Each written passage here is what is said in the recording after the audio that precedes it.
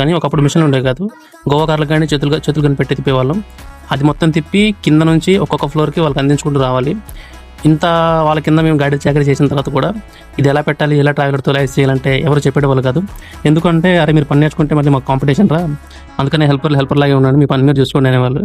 So ఆ రోజు నుంచి ఈ రోజు వరకు చాలా ట్రావెల్ చేశాం, చాలా నేర్చుకున్నాం. ఇప్పుడంటే యూట్యూబ్ ఉంది కాబట్టి చూసి నేర్చుకోవడం చాలా ఈజీ అయిపోయింది అందరికీ. ఇందులో పెద్ద డిజైన్స్ ఏమి ఉండవు. ప్లస్ మైనస్ రెయిన్ ఉంటుంది, లేదంటే ఫ్లవర్ ఉంటుంది. ప్లస్ మైనస్ రెయిన్ చాలా ఈజీ, కానీ ఫ్లవర్ అనేది చాలా కష్టం. ఎందుకంటే ఇది రౌండ్ రావాలి. ఏమాత్రం అటు ఇటు అయితే పెట్టిన సెక్షన్ మొత్తం పట్టితో కూడా వచ్చేస్తుంది అనమాట. సో జాగ్రత్తలు తీసుకుంటూ మెల్లగా నేర్చుకున్నాం. ఈరోజు ఈ కందుకూరు సైడ్కి వచ్చాక ఇది 4th డే. ఈరోజు వర్షం తగ్గింది, స్ట్రక్చర్ పడ్డం స్టార్ట్ చేసాం. జస్ట్ ఒక హాఫ్ డేలో మొత్తం స్ట్రక్చర్ పని అయిపోయింది. తర్వాత పుట్టి 2 కోట్లు పెట్టేసాం. ఎలివేషన్ మొత్తం ఆల్మోస్ట్ 1 డేలో కంప్లీట్ చేసాం, ఎందుకంటే వెదర్ బాగా సపోర్ట్ చేసాం కాబట్టి. ఈ వర్షం ఆగిన తర్వాత మేము ఏం పని స్టార్ట్ చేసాం, ఎలా స్టార్ట్ చేసాం, ప్రతిదీ ఒక షార్ట్ వీడియోలో కానీ ఫుల్ లెంత్ వీడియోలో కానీ పెడతా ఉంటాను.